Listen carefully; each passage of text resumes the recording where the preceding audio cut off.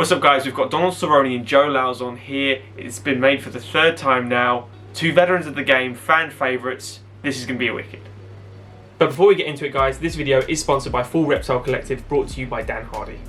Head over to their website at fullreptile.co.uk where you can find anything from training gear, t-shirts, hoodies, all the way to coffee.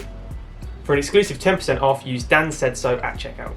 Make sure to also check out their YouTube channel for some of the best MMA content out there, bar my own. Let's get back to the video.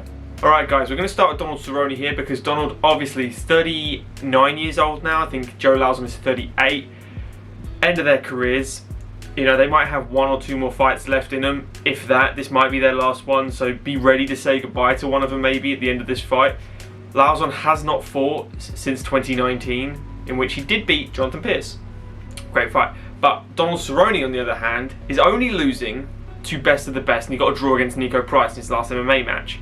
Been doing a lot of grappling. He hasn't been successful, but we always think of him as the Muay Thai clinical striker, and he's got a wicked ground game as well. I mean, no, back to Mike Perry where he snapped his arm, where he's got that grin on his chin and the fierce ferociousness we know Donald Cerrone had. He had that epic run up into RDA, you know, when he got that amazing combination of Rick's story. Do you remember that? And there's a lot of great things about Donald. I hope he's in a good mindset at the BMF ranch. I hope he's had really good training. He did do the cut last month against Joe Lauzon to 155, so I hope it's not taking too much out of him. He's having to do the cut again.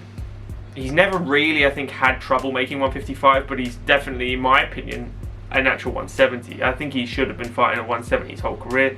He looks really drained at 155, just personally for me.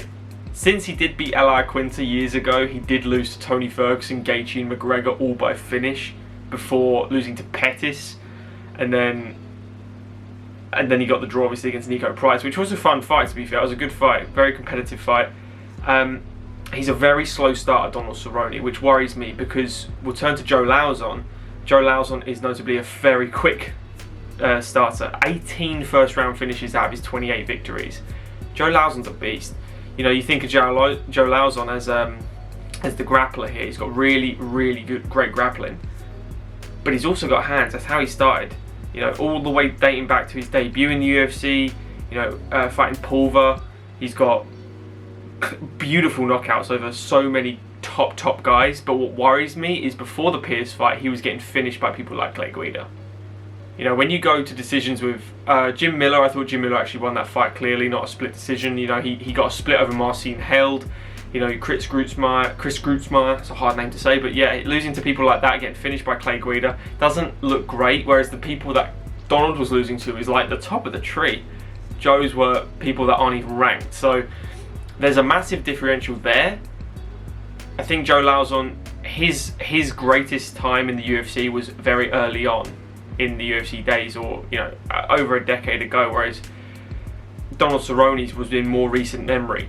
He got further up the tree, to me anyway, of fighting top competitors more often. And if he doesn't come out the gates a little bit quicker, I think Joe Lauzon's best opportunity to finish this fight and win the fight is in that first round. I think he could swarm him. I think he's a bit smaller than Donald Cerrone. I think Donald Cerrone has the range advantage. I think he has the clinical striking where he can dance around, chop that leg kick, use those beautiful combinations, and then obviously he likes to feint low and go high. Works a low kick, works a body kick, and then goes high obviously as well. Look at Matt Brown. So for me guys, I'm going Donald Cerrone. I actually reckon he could get it inside the distance as well. Joe Lauzon has been finished a lot, Donald Cerrone's been finished a lot, but I don't think Joe Lauzon possesses necessarily the striking that's going to trouble Donald Cerrone unless he comes out the gates firing, because that is how you capitalise on all the weak points of Donald Cerrone. The longer the fight goes on, the stronger he seems to get typically.